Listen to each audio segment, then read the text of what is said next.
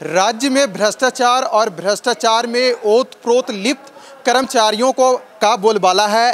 क्या अमित मंडल जी ऐसा कुछ है क्या राज्य में?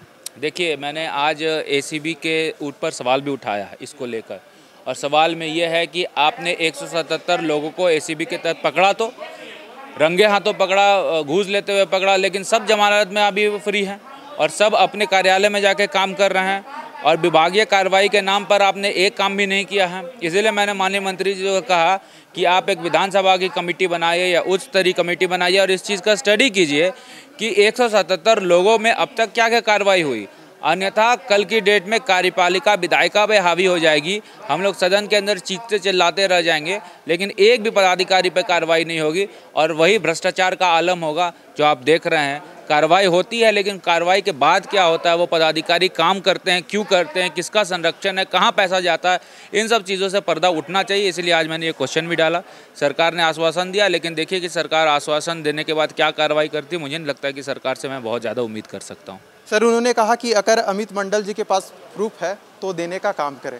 सर, कोई ऐसा नाम है जो आपको लग रहा है कि आप देंगे और इसका खुलासा करेंगे? देखिए, मेरा और किसी अन्य विधायक का मामला नहीं है, पूरे प्रदेश का मामला है। जब मैं बात कर रहा हूं तो पूरे प्रदेश के बारे में बात कर रहा हूं, और मेरा मुद्दा यही है कि 177 लोगों पे अगर एसीबी ने कार्रवाई की तो उन 177 ऑफिसर्स का आज की डेट में क्या स्टेटस है, क्या वो काम कर रहे हैं, यदि काम कर रहे हैं तो क्यों कर रहे हैं, और अगर नहीं कर रहे हैं तो उन पर कौन कौन सी कार्रवाई हुई है, तो सरकार को बताना है। मैं इंडिविजुअल किसी भी पदाधिकारी का पिन पॉइंट नहीं कर रहा हूँ, मैं पूरे विधि व्यवस्था पर सवाल उठा रहा हूँ।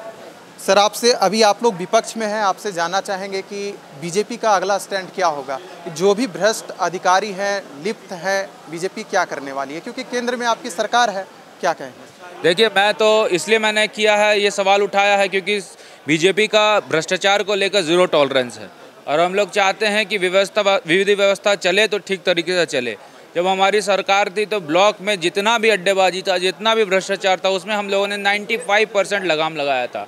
5% हम लोग समझ सकते हैं कि कहीं पे भी कुछ ना कुछ अंश होता है भ्रष्टाचार का, जिसको रोका नहीं जाता है, लेकिन कम से कम हम लोगों ने उतना तो मेहनत किया था। लेकिन जिस सरकार में जिस प्रकार से लूट खसोट, जिस प्रकार से भ्रष्टाचार हावी है, ये काफ़ी दुखद है। ऐसा नहीं होना चाहिए था।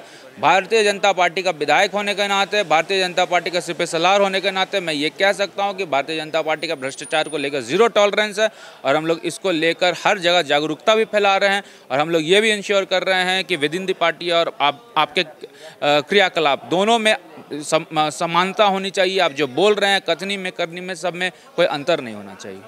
तो इस वक्त थे हमारे साथ बीजेपी के विधायक अमित मंडल जी, जिनका कहना है कि भ्रष्टाचार को लेकर बीजेपी का जीरो टॉलरेंस है। अब देखना होगा कि हेमंत सरकार इसे लेकर क्या करती है। रांची से लाइव 7 के लिए ओम प्रकाश के साथ विशाल भारद्वाज।